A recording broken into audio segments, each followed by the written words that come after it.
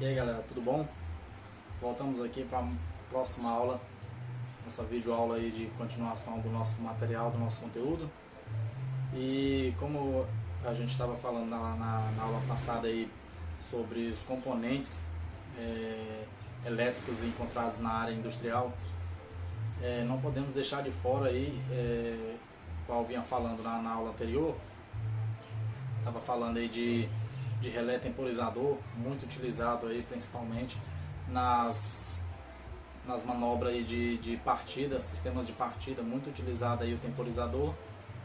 E outro componente também que não pode ser deixado de fora aí no sistema de emergência é o relé falta de fase, onde que esse relé ele contém um contato auxiliar que ele se mantém alimentado na rede principal. Numa falta de tensão, esse contato auxiliar vem se fechar, dando continuidade aí no circuito de partida ou no circuito de emergência, dependendo do caso a ser utilizado. Geralmente, muito geralmente é utilizado aí num circuito de emergência com gerador, geralmente na partida de um gerador, utilizado esse relé falta de fase, beleza? Simplesmente um contato aberto, normalmente aberto, que com a ausência de tensão da rede principal, esse contato se fecha, dando continuidade ao sistema de emergência, certo? Só para dar uma frisada nesse componente aí que tinha ficado de fora da aula passada. Aí, como hoje a gente já está dando continuidade, resolvi falar com vocês aqui, certo? Agora vamos dar continuidade. Um outro componente muito utilizado aí, que certamente se você vai atuar aí na área industrial, você vai encontrar esse componente, que são os bornes, certo? Réguas de bornes. Bom, o que são esses bornes, essa régua? Eles são composto por vários componentes, um grupo de componentes aí para formar uma régua. Ela precisa de identificação, ela precisa da régua de contato, onde será interligado cabos de controle ou força, dependendo do tamanho aí do seu circuito, onde você vai utilizar essa régua. Tem para vários tipos de condutores, desde 1,5, 1 milímetro até 6 milímetros ou até 10 milímetros, dependendo desse borne aí, certo? Então aqui temos um exemplo de uma régua de borne, que ela tem uma tampa final. Essa tampa final, quando você termina a sua régua, a parte de trás desse borne, esse borne aqui, geralmente a parte de trás, a maioria dos bornes são assim, ela fica visível a parte de contato do borne, ou seja, tem alimentação ali na cara do borne. Se você não colocar essa tampa, acidentalmente você pode vir tocar e tomar aí uma descarga, ou até mesmo um contato aí com a carcaça desse equipamento, vindo até um curto aí, derrubando o seu sistema, certo?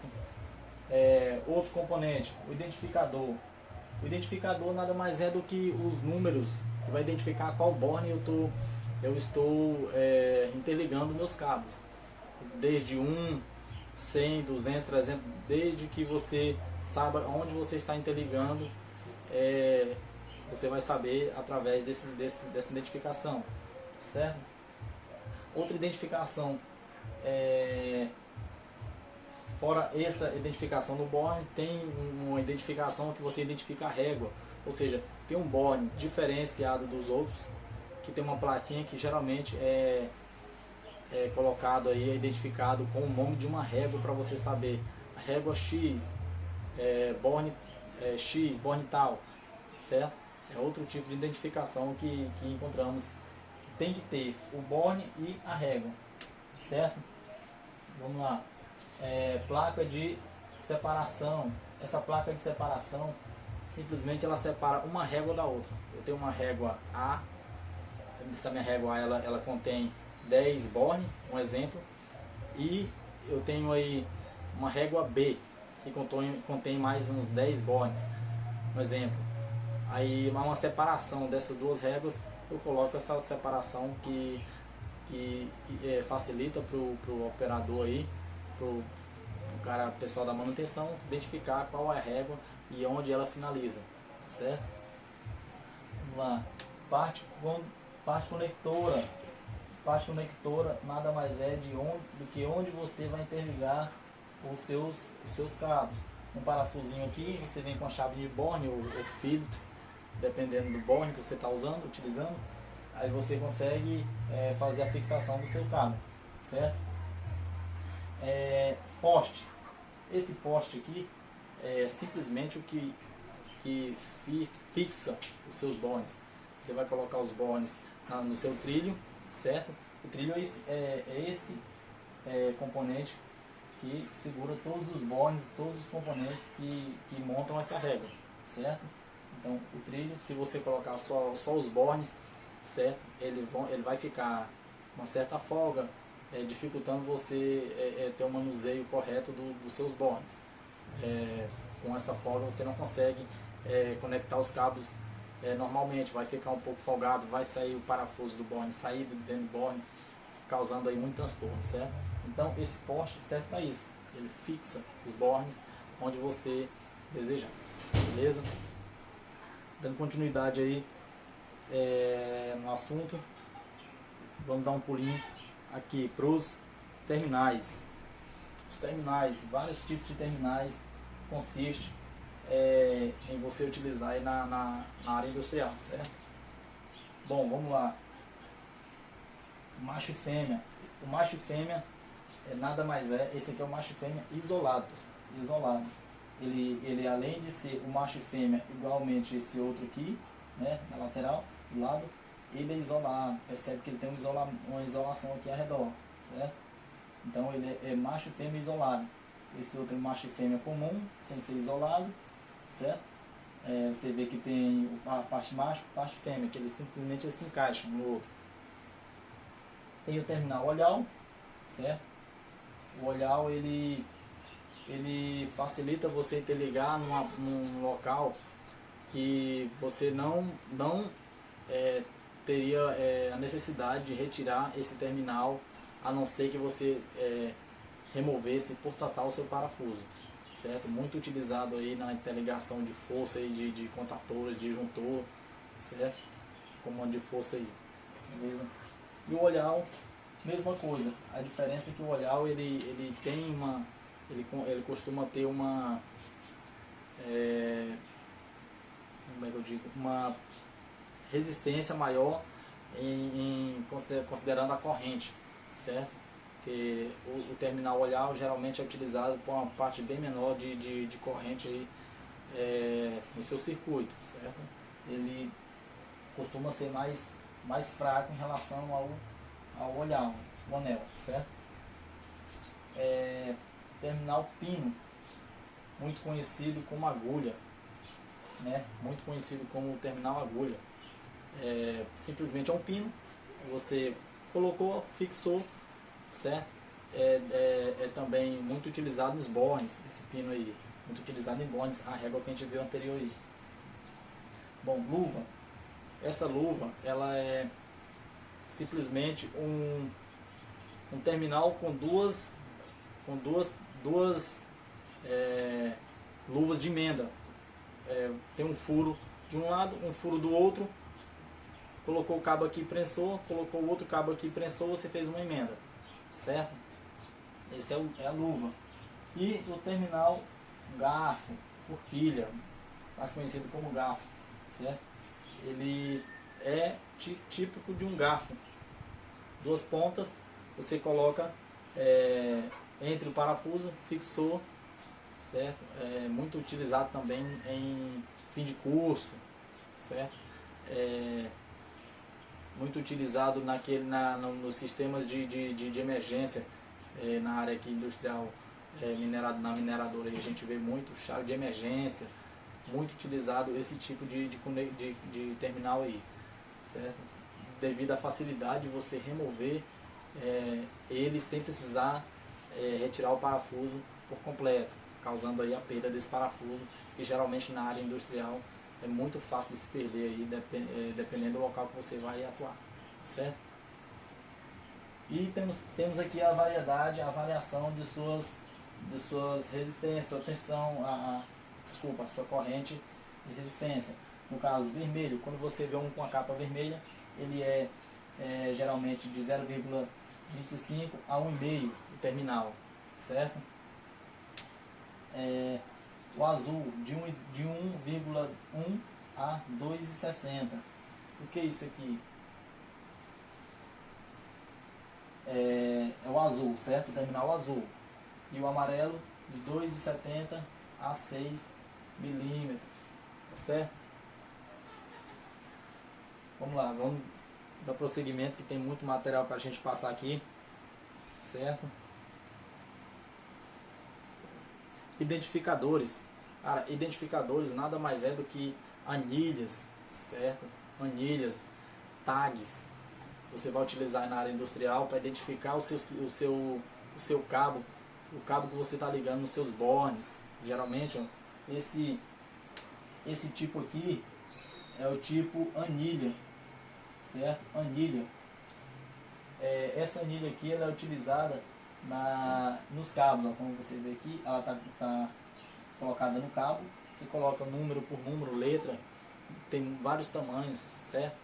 Tem de 2 milímetros, 3 milímetros, 1,5. Aí você vai identificar conforme seja o seu circuito que está no seu projeto, beleza? E tem outro tipo, o tipo tag. Esse tipo tag aqui você vai fixar no cabo com a ajuda de abraçadeiras de nylon, certo? Vai identificar o seu cabo aí também que está sendo interligado, certo? Vamos lá. Olha aqui o chicote. O principal do técnico, do eletricista, é o acabamento, certo? Você vai ter que fazer um acabamento, você tem que caprichar o máximo possível no seu acabamento. Esse chicote aí é a chave do negócio, certo? Vê muito na área aí, chicote mal feito, às vezes os operadores chegam, derruba tudo, faz mal feito, mas quando você for fazer, você tem que caprichar, fazer um chicotezinho bem feito, na montagem de um painel aí, de um circuito de iluminação, circuito de comando, tudo aí, você tem que dar uma caprichada aí no seu chicote. Que facilita muito na manutenção aí desse equipamento, certo? E aqui alguns dos que são dos componentes que são utilizados na área aí para esse tipo de serviço, certo? Temos aqui, ó, a espiral tube, que esse espiral tube é simplesmente uma borrachinha que você vai fazer o chicote e vai entrançando ele em espiral, ele vai organizando os cabos aqui, fica escondidinho, certo? Tem também a cinta abraçadeira. Esse daqui é simplesmente você pega aqui, enrolou, ele já segurou, só que esse aqui não é utilizado, ele já é bem antigo, isso aqui já você não vê na área. Sim, essa clipe abraçadeira, esse aqui também pouco utilizado, mas você ainda vê na área aí, certo? A abraçadeira Hellman, essa abraçadeira aqui é a mais utilizada, certo? Essa aqui você, uma hora ou outra você vai topar uma dessas aqui, vai trabalhar com ela, certo? É a cinta de nylon. Beleza? Agora os armários de comando, pessoal. Esses armários simplesmente é onde vai ficar guardado aí o seu circuito, um quadro de iluminação, por exemplo, um PL, ele é onde você vai ter todas as réguas, vão ficar seus disjuntores, contadores, tudo guardadinho aqui dentro, certo? Geralmente dentro de uma sala elétrica. E tem vários tamanhos, dependendo da sua necessidade, certo? Vamos lá. Vamos falar de fusíveis. Fusível de ASIC. Gente, o fusível, eu não lembro muito se eu falei na aula passada, mas o fusível também tem todo o seu dimensionamento, tem que ser dimensionado conforme aí a sua utilização, tá certo? Claro, tem dois tipos de fusíveis. Tem um fusível de ação rápida, certo? E tem um fusível retardado, que é o fusível que vai que vai te dar uma demora na sua atuação. Essa demora, claro, ela é proposital, certo? Porque alguns circuitos tendem a romper o fusível dependendo da utilidade, da utilização. Um exemplo aí, na utilização de um motor, se você for utilizar um fusível de ação rápida, esse fusível vai se romper, certo? Vai se romper simplesmente com a corrente de partida desse motor. O fusível se rompe e quando o motor iria normalizar a sua corrente, o fusível já se rompeu e derrubou seu circuito, tá certo? Então, cada fusível tem a sua utilidade, sua utilização correta. Aqui temos aqui uma tabela aqui que mostra os tipos de base para os fusíveis de ácido, certo? Bom, o fusível a base 25, essa base 25 é simplesmente até 25 ampere, gente. 25 ampere. Ela vai suportar de 2 a 25 ampere essa base. E o fusível é o que você dimensionar dependendo do seu circuito, certo? Você vai dimensionar o fusível que você usa. Ó, e tem as cores. O 2 é rosa, 4 ampere marrom, 6 ampere verde, o vermelho é 10 ampere, o cinza é 16 ampere, o azul é 20 ampere e o amarelo é 25 ampere. Ou seja, se você vê um fusível aí amarelo, ele vai ser de 25 ampere. E ele facilita muito aí na identificação visual aí da manutenção, tá certo? Base 63, a 63 ela suporta o fusível de 35 a 63 ampere, certo? E tem as cores do mesmo jeito dos outros tem aqui também. O de 35 ele é preto, o de 50 é branco e o de 63 ele é cobre, certo? E a base 100, essa base 100 tem duas correntes que ela suporta, de 80 a 100 ampere. Ou seja, aí um fusível aí de 85, de 90 ampere, a base 100 vai suportar, certo? A de 80 é prata e a de 100 é vermelho, correto? Então, vamos lá. Olha os fusíveis, certo? Ó, tampa, anel de proteção, né? É o anel de proteção do fusível. Aqui é o fusível, certo? O parafuso de ajuste e a chave rapa, certo? Para você colocar e retirar o fusível. Aqui a base do fusível. O que fica encaixado o fusível, né? No interior, a cobertura do fusível e proteção do fusível, tá certo? Cobertura de proteção do fusível. Só lembrando, pessoal, ao interligar esse fusível, você tem que interligar no parafuso central. Não vai interligar no parafuso que dá continuidade na parte enroscada dele, porque senão quando você remover o parafuso, a parte enroscada vai estar sempre energizada, tá certo? Sempre energizada. Aí não é bom porque vai causar curto e claro, acidentalmente você pode vir a tocar nessa parte aí e levar uma descarga, beleza? Muita atenção. O fusível NH ele é usado nos mesmos casos do diásese, porém é fabricado de 6 a 1250. Esse aqui já é mais extenso, certo? Ele é de 6 ampere a 1250 ampere, bem mais do que o diásese, que você encontra aí num tamanho bem menor do que o NH, certo? Bom, o conjunto é formado por fusível e base. A colocação ou retirada do fusível é feita com punho saca fusível. Existe nele um sinalizador de estalo, ou de bom ou de queimado. Você já consegue visualizar se ele está bom ainda ou se ele está queimado.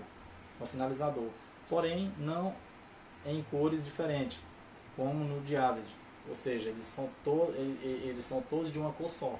Não existe diferença de cor dependendo da sua corrente aí, tá certo? E o dimensionamento é aquilo que eu falei. Você tem que dimensionar dependendo do seu circuito e também tem que ver o caso se você vai utilizar um circuito que que vai ter um pico de corrente muito alta, para esse fusível não vir a se romper aí desnecessariamente, certo? Ou que seja lá o de ação rápida, beleza?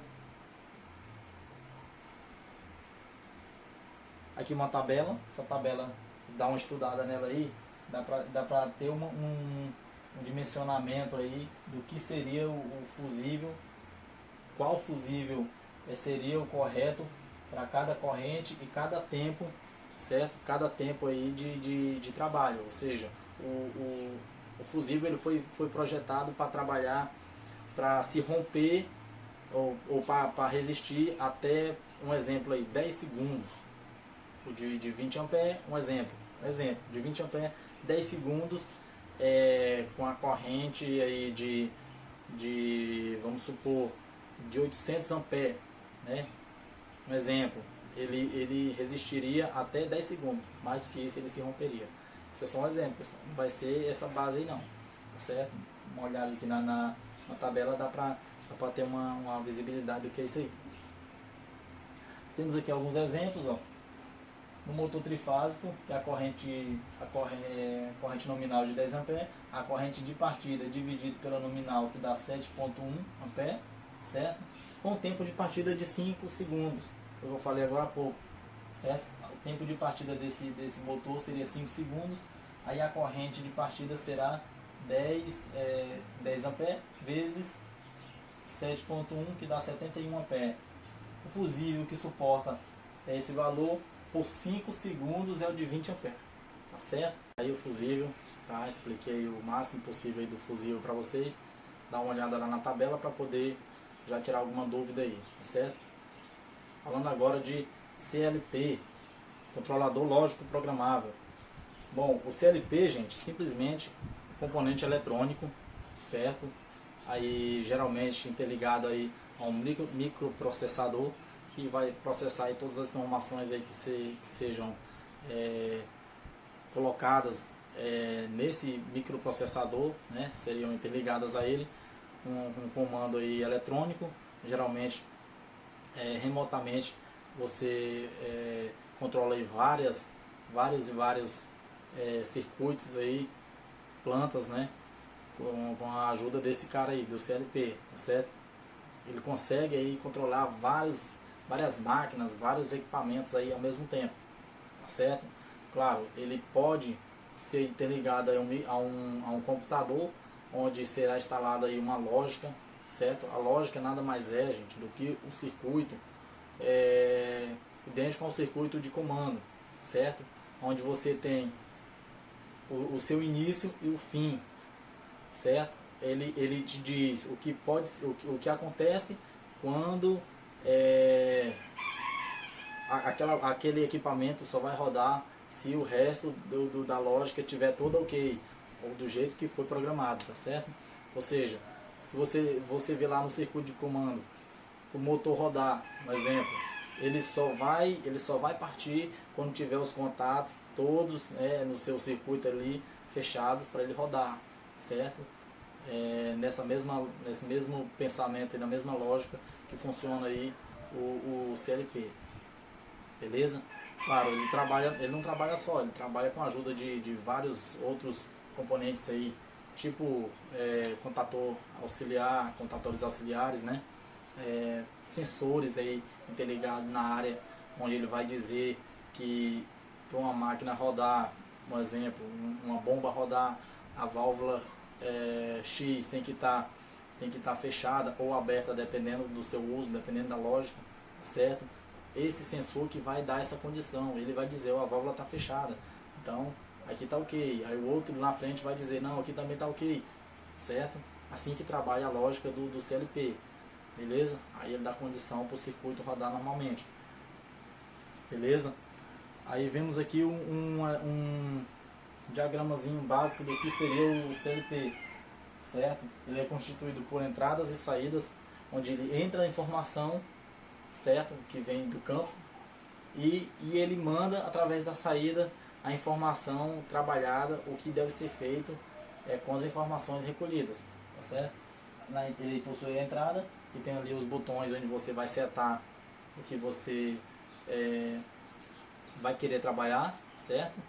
Esses botões geralmente são pouco utilizados aí, porque geralmente quando a automação faz a programação desse CLP, certo? Coloca a lógica no CLP, na rede, ele já trabalha remotamente, quando já é feito aí todo o seu cronograma aí de trabalho, feito comissionamento, tudo das máquinas aí esse cara vai trabalhar remotamente aí com apoio aí da operação, tá certo?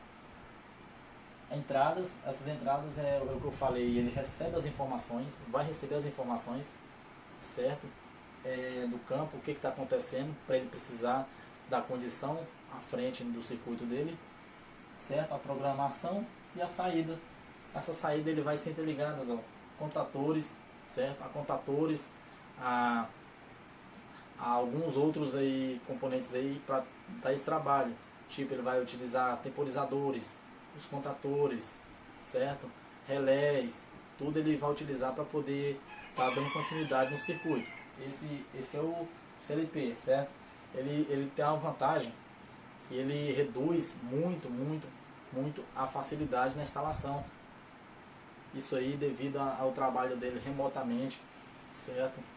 A você não precisar estar mandando 2, 3 circuitos num determinado local, certo? Onde ele só colhe essas informações através de controle e repassa uma informação exata aí para que esse circuito venha a trabalhar remotamente, certo? Ó, o básico da entrada e saída do CLP. Input, aqui tem um N, tá pessoal? É input. Input em inglês, input, entrada, certo? Então ele tem as entradas, tem a alimentação dele, certo? Tem a alimentação, as entradas dele 1.0, 1.1, 1.2, 1.3, aí vai depender muito de cada equipamento, certo? Que esse equipamento ele tem vários fabricantes que fabricam CLPs, não é só um tipo não, certo? Então ele pode mudar, esse aqui é um exemplo de um. Então ele recebe as informações nesses canais de entrada, certo? E processa todas as informações em cima da lógica que foi trabalhada, foi colocada no interior, no processador desse CLP, certo? E manda a informação para os meus contatores, para o meu comando, para o meu circuito aí de comando da minha planta, tá certo? Através da saída. Output 250, ou seja, até 250 volts, corrente alternada aí, essa saída suporta, tá certo? Olha a imagem de alguns CLPs, ó, vê a diferença, certo?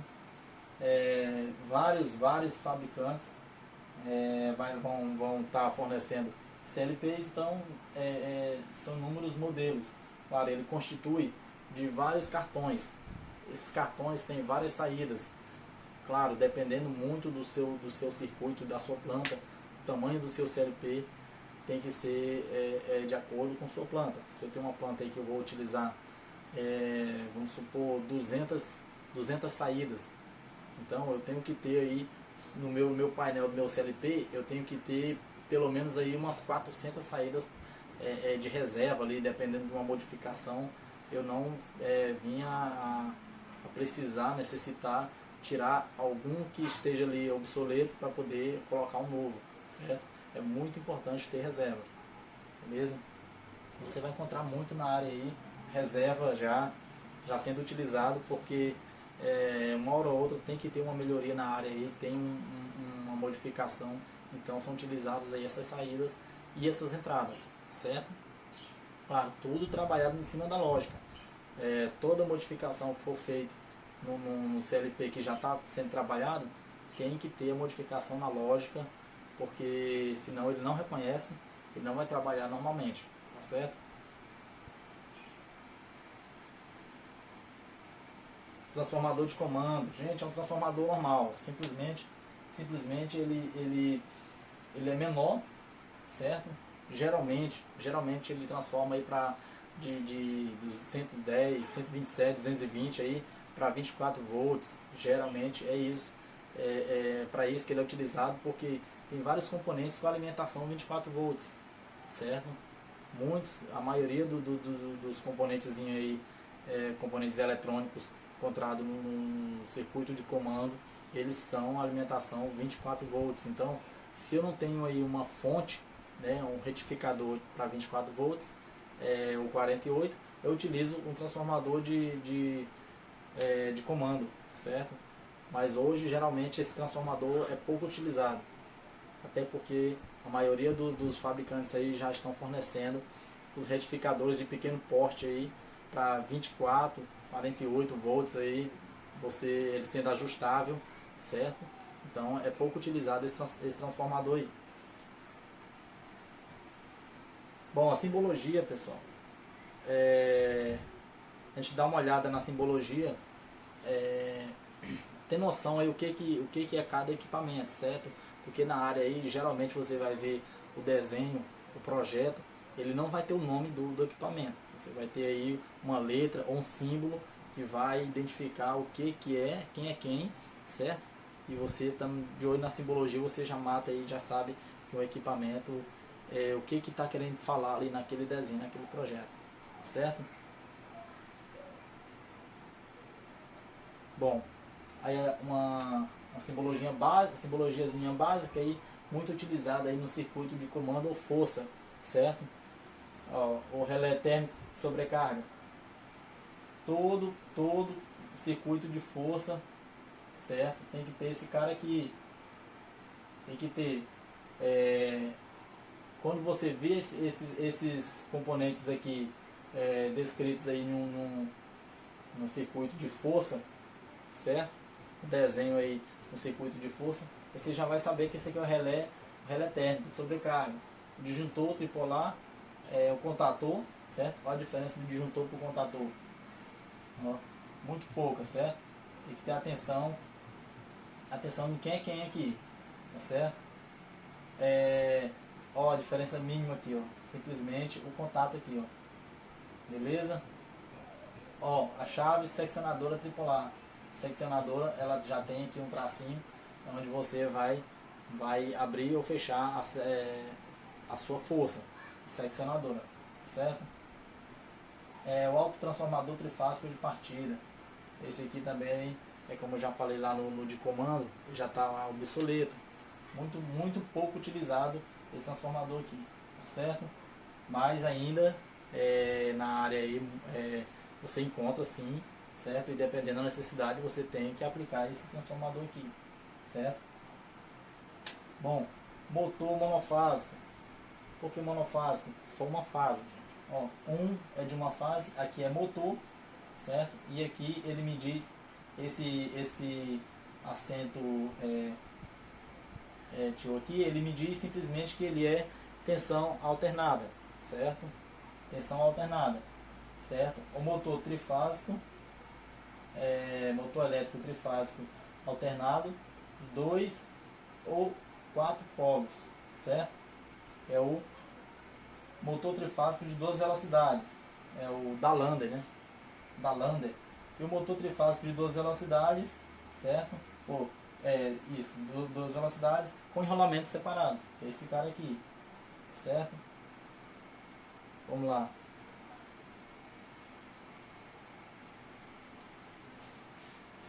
Esse aqui simplesmente é o freio mecânico, né, na energização de sobrecarga, certo? O contato dele é um relé térmico, né, de contato, o contato auxiliar, e o freio mecânico de desenergização, que é o contrário desse outro aqui, tá certo? Ele desenergizando, ele freia o motor, dependendo aí da utilização desse freio, tá certo?